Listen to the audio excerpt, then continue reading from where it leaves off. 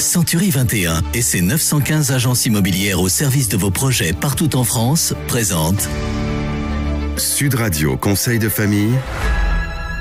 Comme chaque soir, c'est l'heure de conseil de famille. Bonsoir Stéphane Moller. Bonsoir Philippe Rossini. Stéphane, vous êtes associé au sein du cabinet Via. Nous nous retrouvons chaque soir pour parler finances, immobilier, droit de la famille, bref, pour parler gestion de patrimoine. La semaine passée, nous avons entamé une série de chroniques sur les résidences de services. Aujourd'hui encore, nous allons donc parler immobilier et plus particulièrement de résidences de tourisme à faire. Ce sujet est d'autant plus d'actualité qu'avec la crise du Covid, de nombreux opérateurs de résidences de tourisme ont dû suspendre le paiement des loyers payés aux investisseurs.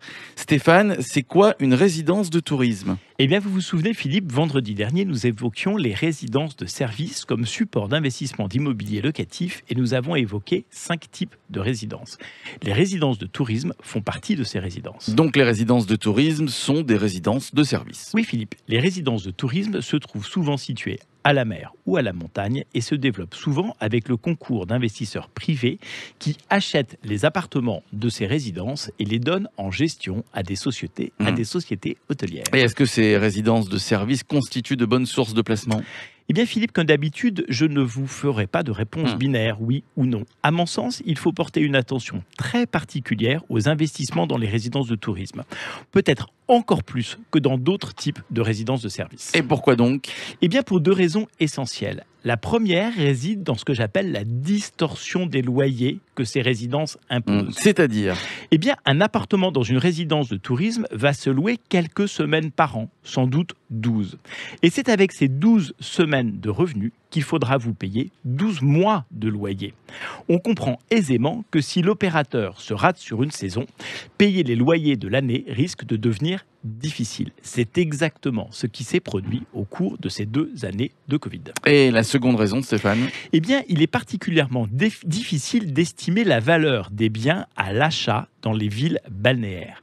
Ces appartements sont souvent vendus très cher et laisse entrevoir de grosses déconvenues lors de la revente. Ce n'est pas du tout systématique, mais il convient de vraiment faire attention et de porter une attention particulière lors de l'acquisition d'un appartement dans une résidence de tourisme. Est-ce le cas de tous les types de résidences de services ?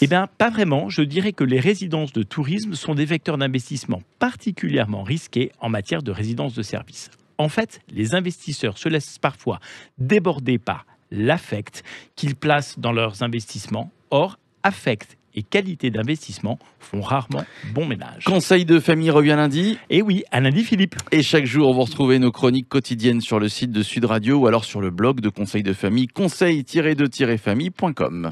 C'était Sud Radio Conseil de famille. Avec Century 21 et ses 915 agences immobilières au service de vos projets partout en France.